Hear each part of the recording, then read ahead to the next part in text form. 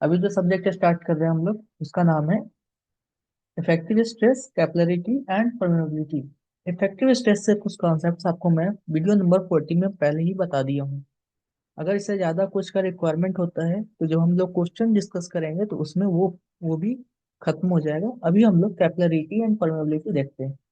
उसमें से भी पहले हम लोग परमेबिलिटी स्टार्ट कर रहे हैं। देखिए क्या है, परमेबिलिटी कौन से सॉइल में कितना होता है उसका मैं लिख के आपको दे रहा हूँ। ठीक है। इधर इधर मैं परमेबिलिटी लिख दे रहा हूँ लेफ्ट साइड में, और इधर टाइप्स ऑफ सॉइल।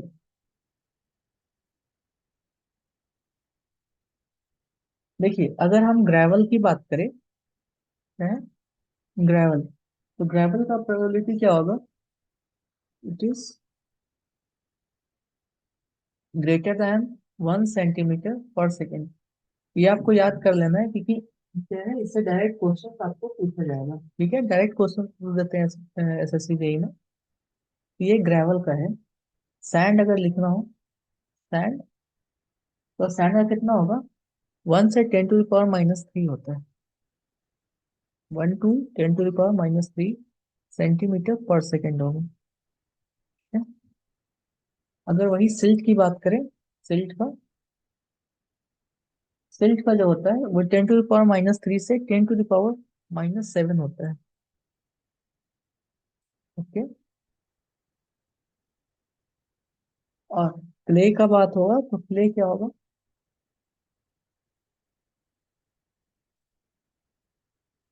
क्ले जो होगा वो इतना होगा। ठीक है, लेस देन 10⁻⁻7 सेंटीमीटर पर सेकेंड। ओके, तो ये याद कर लीजिए, ये आपको याद कर लेना है। अब नेक्स्ट, नेक्स्ट चलते, इतना नोट कर लीजिए। और अब नेक्स्ट चलते हैं।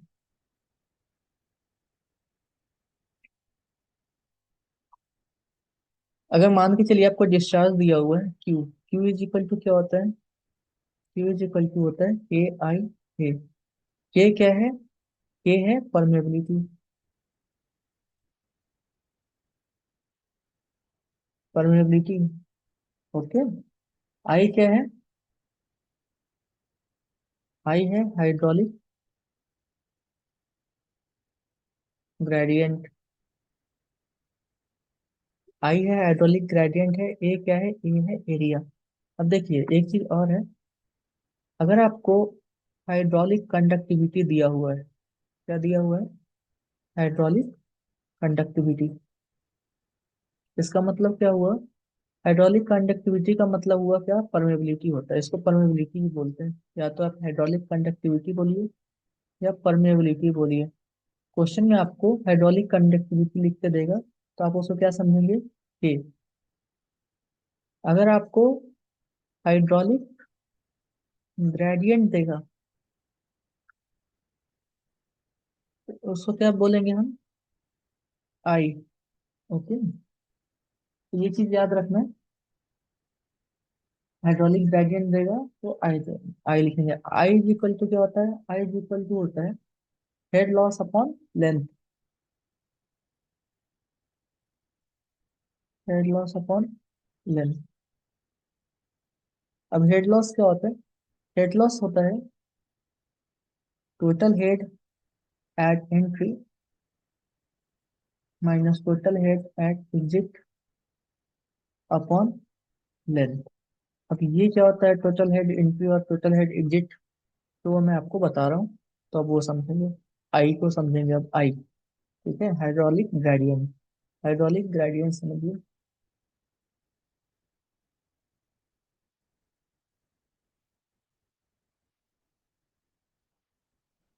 ठीक है, हाइड्रोलिक ग्रेडियंट का क्या है कि मान के चलिए ये हमारा सॉइल सैंपल है। सॉइल सैंपल बना दूं आपके लिए, ये सॉइल सैंपल है। ठीक है, इस ये जो है एल लेंथ का है,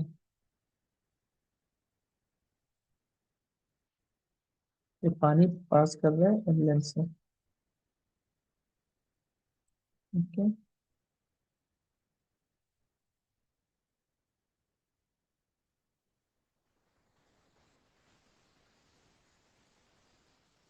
एल लेंथ से पानी पास कर रहा है।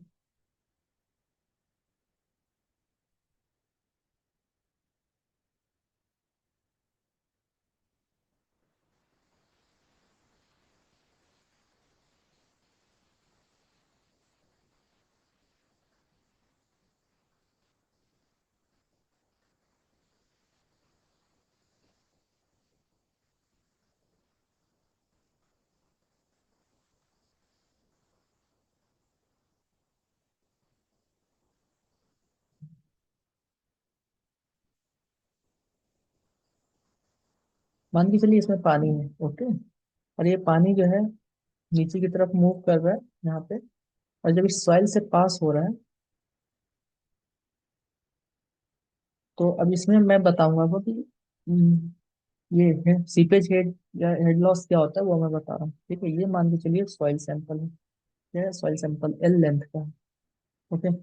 अब यहाँ पे क्या है कि इन दोनों के बीच का, ये और इसके बीच का जो डिफरेंस होगा, ये मान के चलिए आपको एच हाइट दिया हुआ है, ये एच हाइट दे दिया, एच, और ये हाइट दे दिया इसका H1। तो हेड लॉस अगर आपसे पूछा जाए तो हेड लॉस क्या होगा? हेड लॉस, हेड लॉस क्या हो जाएगा? H-H1। ठीक है। और वहीं पे अगर आपको हाइड्रोलिक ग्रेडियंट अगर पूछा जाए तो hydraulic gradient I is equal to क्या होगा? H-H1 upon L. लेंथ है ये एल, ये जो एल लेंथ है, जितने दूर से सॉइल पे, सॉइल में पानी जो पास आउट हो रहा है, जितना लेंथ से सॉइल के से पानी का पास आउट हो रहा है, उसको क्या बोल देंगे? लेंथ बोल देंगे। तो आई इज इक्वल टू क्या हो जाएगा? H-H1 upon L. ठीक है। तो ये है।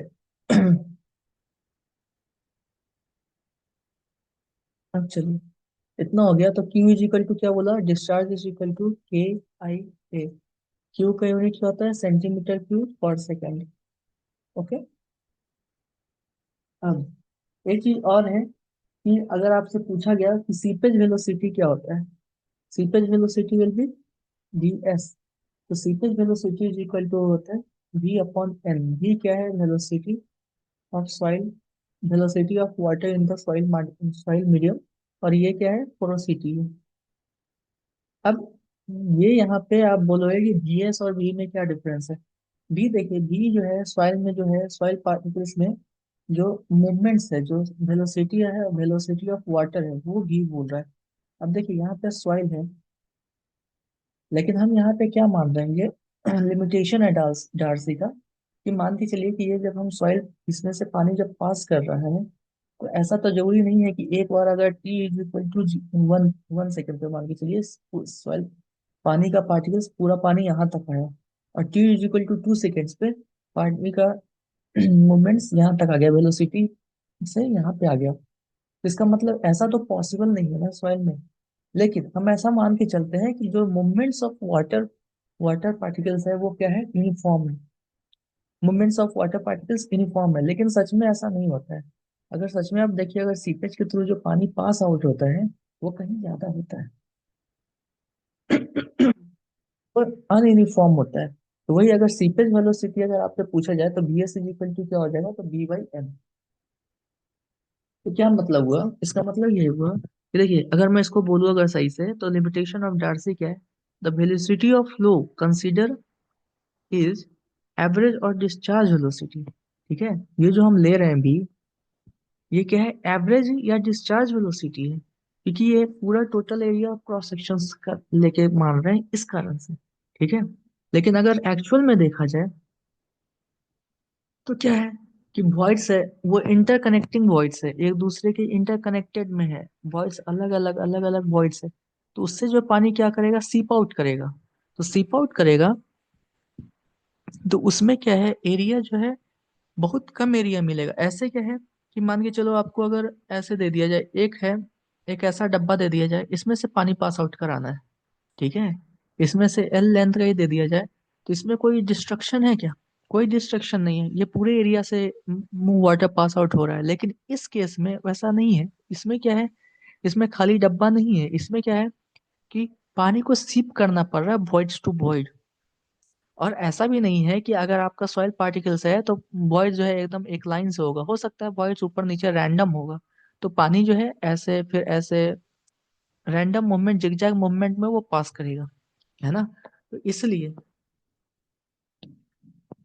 जो सीपेज वेलोसिटी होता है वो डिस्चार्ज वेलोसिटी से कहीं ज्यादा होता है। सीपेज वीएस क्या है? वीएस इज सीपेज वेलोसिटी, और भी है डिस्चार्ज वेलोसिटी, ये याद रखेंगे।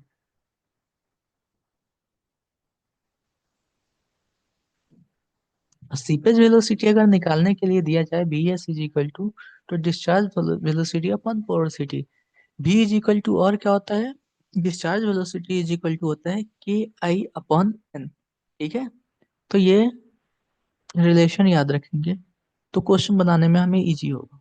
ठीक है। अब अब हमारे पास आ जाता है कि ठीक है ये तो हो गया, हम परमेबिलिटी निकालेंगे कैसे ना। अब परमेबिलिटी निकालने के जनरली तीन मेथड होते हैं। एक तो होता है लैब मेथड, ओके, दूसरा होता है फील्ड मेथड, और तीसरा होता है इनडायरेक्ट मेथड। तो लैब मेथड में क्या है? लैब मेथड में आपको पहले बताऊंगा, लैब मेथड पहले मैं डिस्कस कर रहा हूँ। थ्री मेथड होते हैं, मेथड वन में हम मान के चल रहे हैं लैब मेथड। पहले लैब मेथड डिस्कस कर ले रहा हूँ, फिर मैं फील्ड मेथड बताऊंगा आपको। लैब मेथड, लैब मेथड में फर्स्ट आपका आएगा पहला नंबर पे जो है वो होता है constant head permeability test. Constant head permeability test.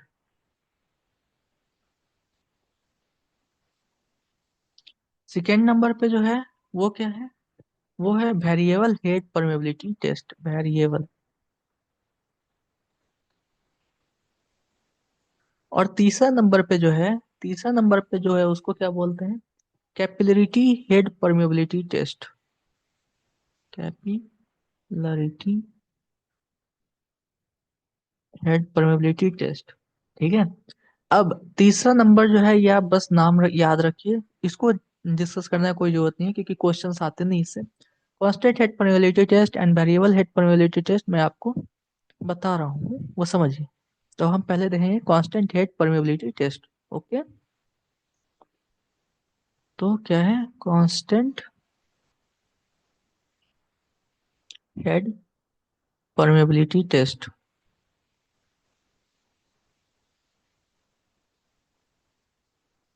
देखिए, कांस्टेंट हेड परमेबिलिटी टेस्ट में क्या है कि ये जो है कोर्स ग्रेन सॉइल के लिए जनरली कोर्स ग्रेन सॉइल के लिए ही यूज करते हैं इसको। ठीक है, किसके लिए यूजफुल है ये?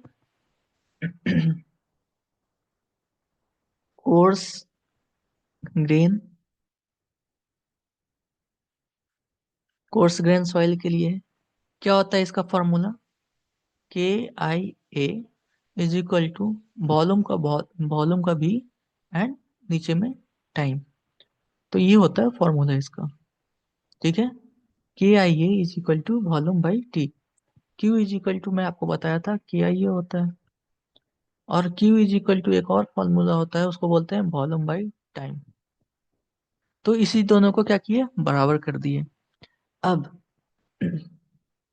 कांस्टेंट हेड परमेबिलिटी टेस्ट में हम सिर्फ कोर्स ग्रेन सॉइल का क्यों लेते हैं? मान के चलिए कि यहाँ पे आपको एक एक ऐसा मान के चलिए कि ये एक डब्बा है। ठीक है, इसमें आपको क्या करना है, कोर्स ग्रेन सॉइल फिल कर दीजिए। आपको तुरंत चाहिए, मतलब इसमें टाइम नहीं लगता है। ठीक है, कोर्स ग्रेन सॉइल फिल कर दिए, क्या होगा इसमें? या तो ग्रेवल होगा या फिर क्या होगा, सैंड होगा। अब आपको क्या है, लेस टाइम है आपके पास। ठीक है, लेस टाइम में क्या होगा कि पानी जैसे ही आप डालोगे, पानी यहाँ पे पास कर जाएगा।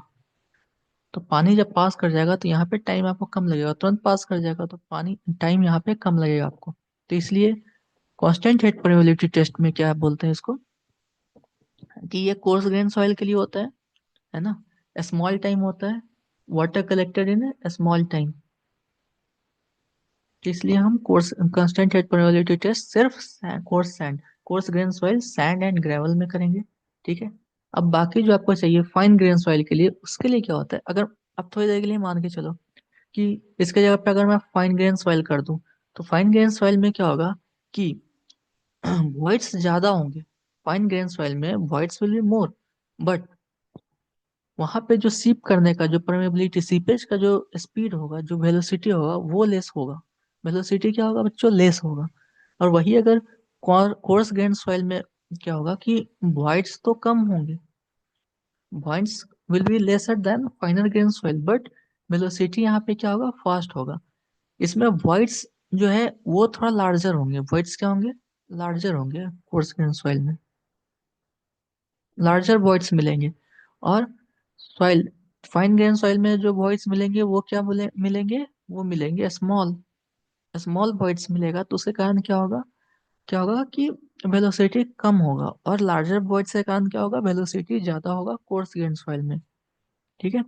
तो कांस्टेंट हेड परमेबिलिटी टेस्ट से हम ये समझे कि भाई कांस्टेंट हेड परमेबिलिटी टेस्ट जब भी आपसे पूछा जाए तो उसमें याद क्या रखना है? याद रखना है क्यू यू, क्यू का दोनों जो रिलेशन है K I A is equal to volume by time, ये याद रखना है। दूसरा चीज ये याद रखना है कि कोर्स ग्रेन सॉइल के लिए यूज होता है। तीसरा क्या है? कि टाइम कम लगता है। चौथा क्या है? याद कैसे रखना है? याद ऐसे रखना है कि वॉइस जो होते हैं कोर्स ग्रेन सॉइल में वो कम होते हैं as compare to fine grain soil, but कम होते हैं लेकिन साइजेस जो होते हैं वॉइड्स के वो ज्यादा बड़ा होता है, तो उससे वेलोसिटी बढ़ जाएगा, जल्दी से पास आउट कर जाएगा पानी। वही अगर फाइन ग्रेन वाले केस में है कि वॉइड्स तो छोटे छोटे होते हैं, ठीक है, लेकिन as compare to coarse grain soil voids का ज्यादा वॉइड्स होता है उसमें, है ना। एरिया अगर पूछा जाए वॉइड्स का तो वो ज्यादा होगा as compare to coarse grain soil, velocity कम होगा। तो इसके लिए जब फाइन ग्रेन सॉइल का बात आएगा तो फाइन ग्रेन सॉइल के लिए हम क्या करेंगे? उसके लिए जो फॉर्मूला होगा वो क्या होगा? That is falling head permeability test. इसमें क्या था? कांस्टेंट हेड परमेबिलिटी टेस्ट था, कांस्टेंट हेड परमेबिलिटी टेस्ट था। और कोर्स ग्रेन सॉइल के लिए और फाइन ग्रेन सॉइल के लिए जो हम करेंगे वो क्या करेंगे? Falling head permeability test. Falling head, falling falling head permeability test किसके लिए होता है? फाइन ग्रेन सॉइल के लिए, फाइन ग्रेन सॉइल के लिए होगा। अब देखिए इसका फॉर्मूला क्या है, पहले इसका मैं फिगर से मैं आपको बता दूं। ये स्मॉल एरिया का है, और नीचे में यहाँ पे क्या करेंगे हम? इसके नीचे में ही हम एक सेक्शन लगा देंगे जिसमें कि पानी स्टोर होगा। अब यहाँ से आप क्या कीजिए? पानी डालिए। यहाँ पे क्या है? सॉइल पार्टिकल्स है।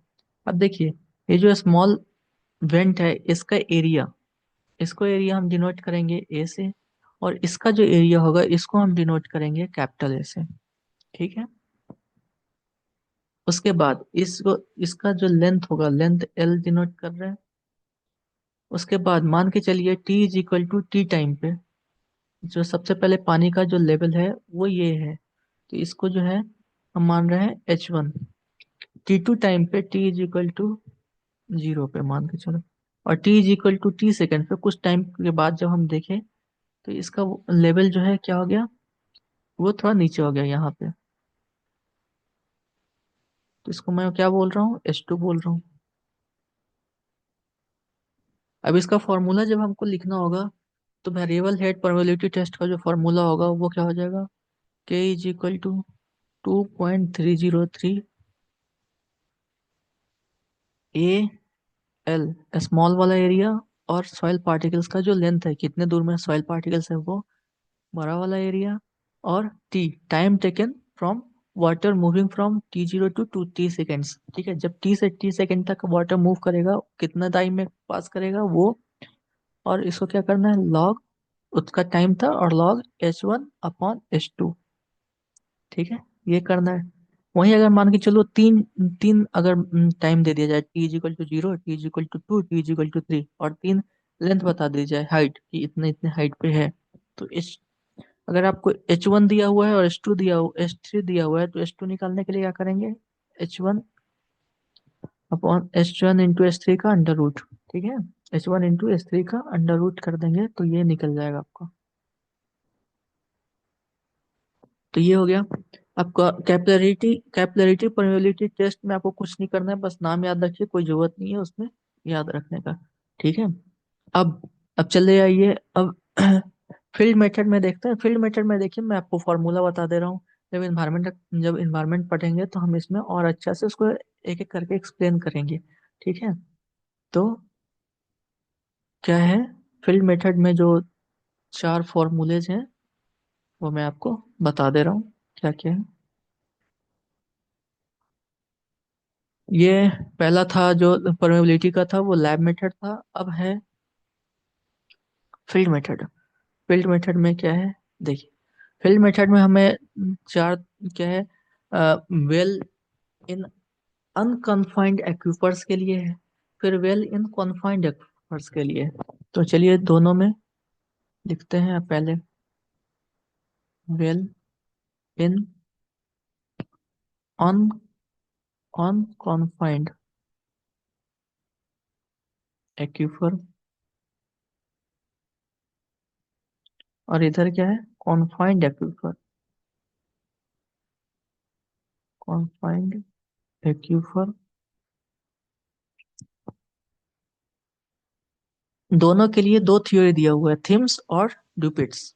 तो थिम्स थ्योरी क्या है, थिम्स, इधर भी है थिम्स, और एक है ड्यूपिट्स।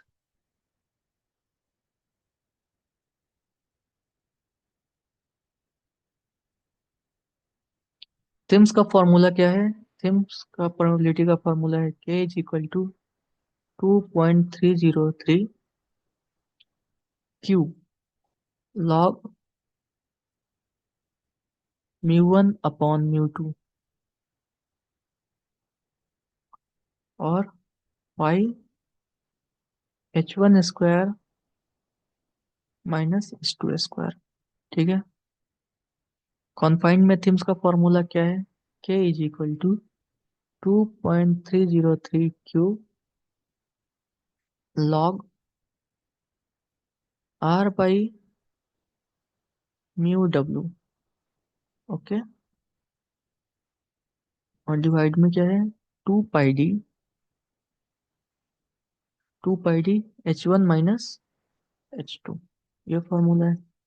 उसी तरह ड्यूपिट्स का क्या है, अनकॉन्फाइंड में K is equal to 2.303 Q log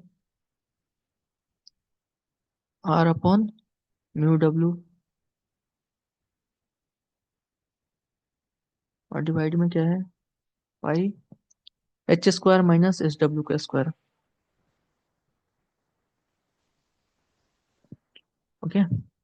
उसी तरह ड्यूपिट्स का क्या है, K is equal to 2.303 Q log r/म्यू w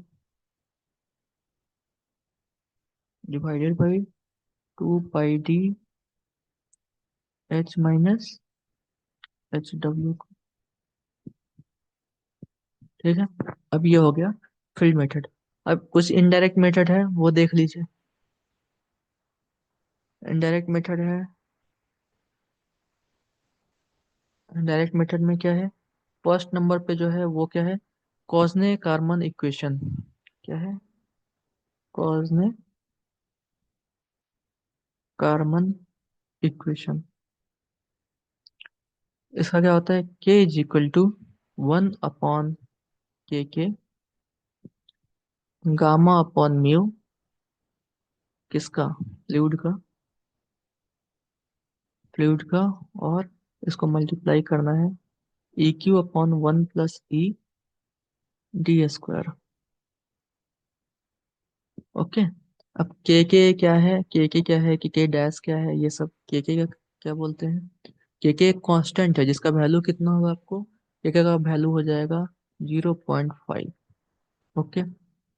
ई क्या है, ई पता है आपको, वॉइड रेशियो है, वॉइड रेशियो है। डी क्या है, डी है पार्टिकल साइज।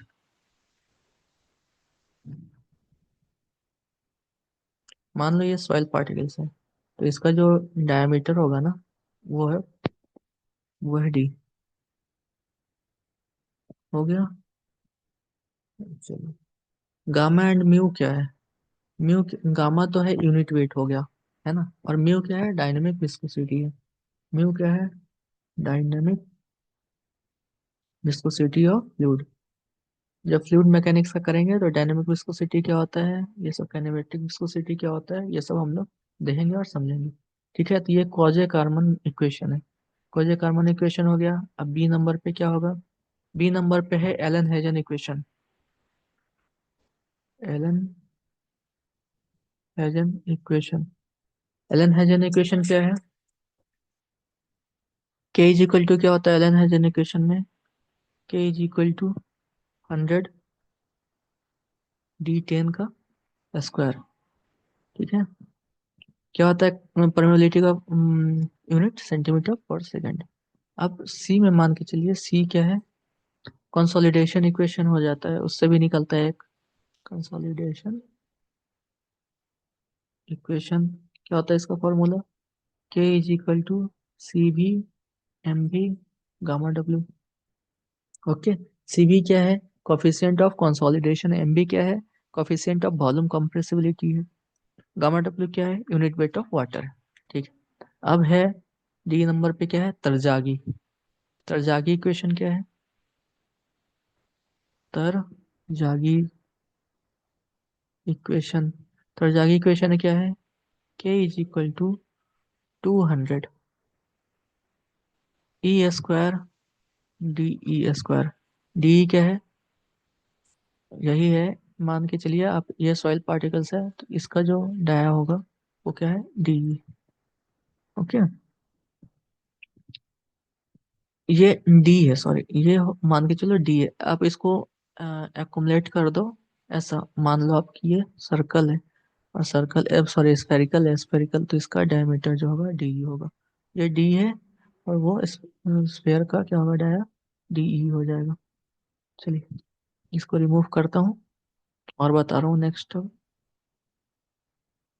पांचवा, अब ये हो गया क्या, इनडायरेक्ट मेथड का प्रोबेबिलिटी का फॉर्मूला होगा कि आप ऐसे ऐसे ये प्रोबेबिलिटी आप इनडायरेक्टली निकाल सकते हो।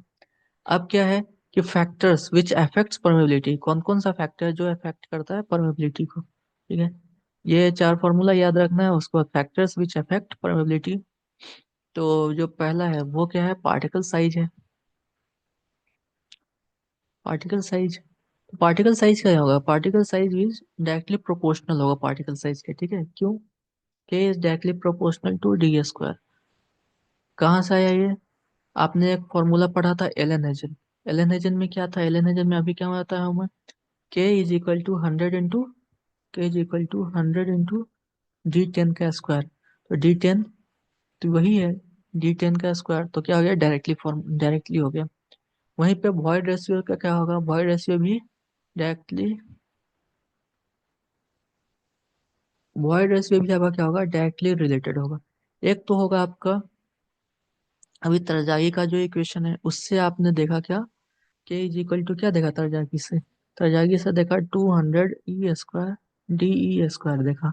तो यहाँ पे क्या हो गया, डायरेक्टली रिलेशन हो रहा है तो तरजागी से, तो यहाँ पे के is directly proportional to E²।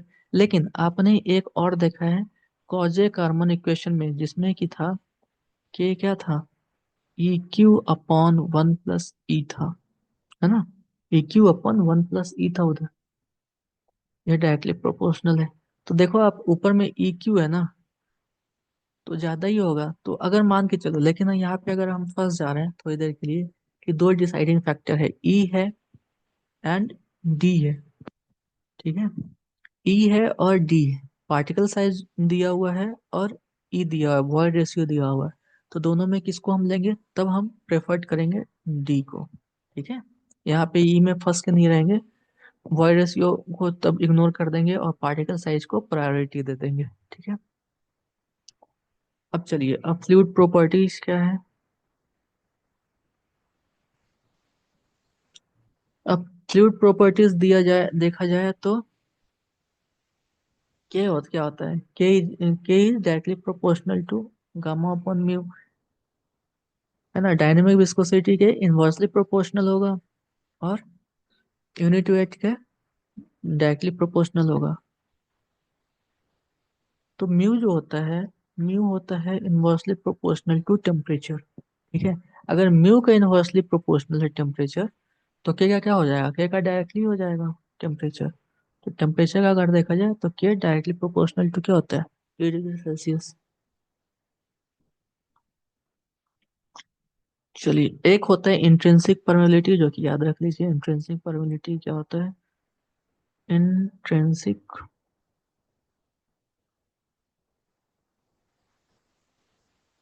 Permeability.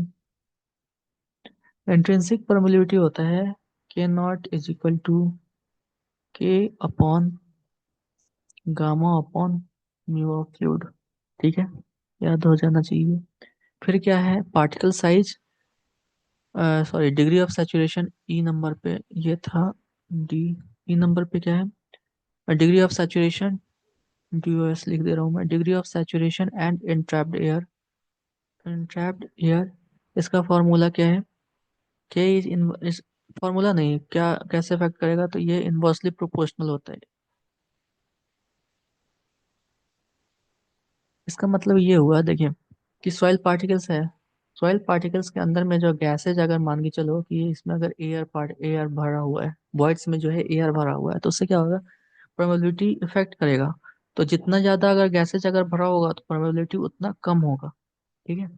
अगर मान के चलो वो ऐसे ही, कि अगर फॉरेन अगर कुछ डाला हुआ है वॉइड्स में, मान के चलो कुछ लकड़ी का टुकड़ा डाला हुआ है या कुछ भी डाला हुआ है, फॉरेन इम्प्योरिटीज अगर है, फॉरेन इम्प्योरिटीज अगर लकड़ी का टुकड़ा है, या फाइन ग्रेन सॉइल में मान के चलो अगर पत्थर डाल दिया गया छोटा सा, तो क्या होगा, वॉइड उससे फिल हो गया उसका, अगर वॉइड फिल हो जा रहा है तो वो क्या हो जाएगा, फॉरेन इम्प्योरिटीज हो जाएगा। तो K is inversely proportional to foreign impurities.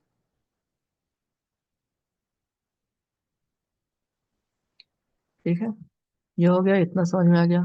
अब दो तरह से है, उसका शायद यूज तो नहीं पढ़े, लेकिन फिर भी मैं लिख दे रहा हूँ, कि अगर मान के चलो दो सॉइल का लेवल ऐसे दिया हुआ है, ठीक है, ऐसे अगर सॉइल दिया हुआ है, मैं अच्छा सा शेप बना दे रहा हूँ तो ज्यादा समझ में आएगा। मान के चलो कि सॉइल पार्टिकल जो है वो पैरेलली है एक दूसरे के। ठीक है, सॉइल पार्टिकल्स है एक दूसरे के पैरेलल है, मान, ये दो सॉइल पार्टिकल्स है, इसका अलग परमेबिलिटी होगा, इसका अलग परमेबिलिटी होगा, है ना। ए वाले सॉइल का, सॉइल वन का permeability will be different, and soil two का परमेबिलिटी विल बी डिफरेंट। इसका मान के चलो के वन है, और इसका क्या है, के टू है। अब यहाँ से हम क्या किए कि पानी को पास आउट करा है। ठीक है, यहाँ पे पानी को पास आउट करा है, और यहाँ से पानी को निकलेगा।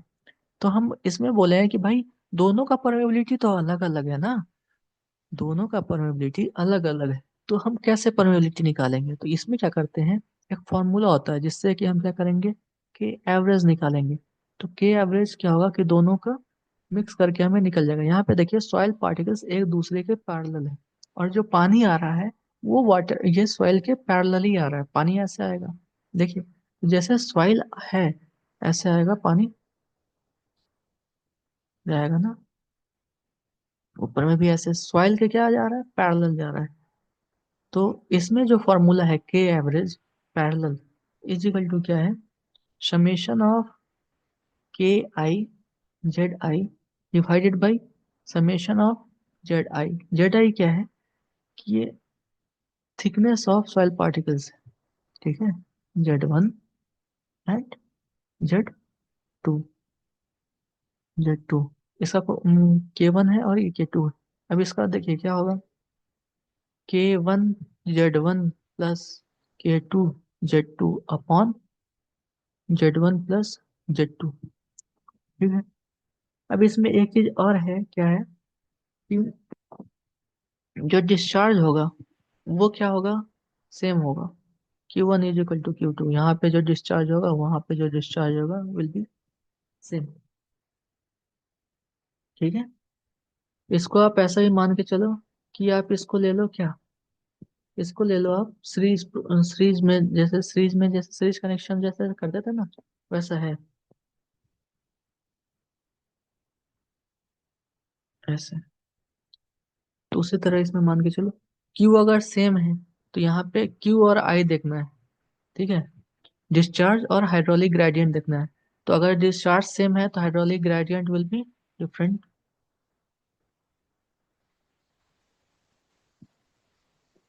ओके। चलिए अब ये चीज है। अब ये तो मैं आपको बता दिया पैरेलल वाले कनेक्शन में। अगर उसी तरह अगर मैं अगर बताऊं आपको परपेंडिकुलर में, तो ये जो जो मैं बताया हूँ ये Q1 इजिकल टू Q2 होगा डिस्चार्ज, या ये नहीं होगा। इसमें ये क्या है कि यहाँ पे कुछ और डिस्चार्ज चलेगा और यहाँ पे कुछ और डिस्चार्ज, गलत बता दिया हूँ सॉरी। तो ये क्या होगा, ये जो है गलत है। Q1 is not is equal to Q होगा। और I will be same. I हमेशा सेम रहेगा। I1 is equal to I2 is equal to I3। वही अगर पैरेलल केस होगा, परपेंडिकुलर केस होगा, ये पैरेलल का बता दिया हूँ। परपेंडिकुलर में देखिए क्या होगा। परपेंडिकुलर में जैसे मैं सॉइल को रखा है ऐसे, सॉइल रखा और पानी इसमें पास आउट कराया नीचे से, नीचे से मैं पानी को पास आउट करा दिया। यहाँ से पानी पास कर रहा है ऐसे, तो ऊपर की तरफ जा रहा है, तो क्या है, क्यू यहाँ पे सेम हो रहा है। देखिए क्यू सेम क्यों हो रहा है, उसके पीछे रीजन क्या है। देखिए इस सॉइल का परमेबिलिटी के है, K1 है। जितना भी पानी इस सॉइल पार्टिकल से टच हो रहा है तो सबको परमेबिलिटी K1 मिल रहा है। तो ऑलमोस्ट क्या है, सबका डिस्चार्ज वाटर पार्टिकल सही पे सेम है। तो यहाँ पे डिस्चार्ज Q जो होगा, और फिर उसी तरह यहाँ से जो पास आउट करेगा उसका भी जो है क्या होगा, इस लेवल पे क्या होगा, Q विल बी सेम। इस लेवल पे Q क्या होगा, सेम होगा। इस लेवल पे Q क्या होगा, सेम होगा। Q का बता रहा हूँ मैं। फिर इस लेवल पे Q सेम होगा। यहाँ पे भले ही पानी कम या ज्यादा डिस्चार्ज कर सकता है के थ्रू, क्योंकि परमेबिलिटी अलग है। तो इसके लिए क्या होगा, इसका फॉर्मूला क्या है, K average will be equal to, average parallel is equal to summation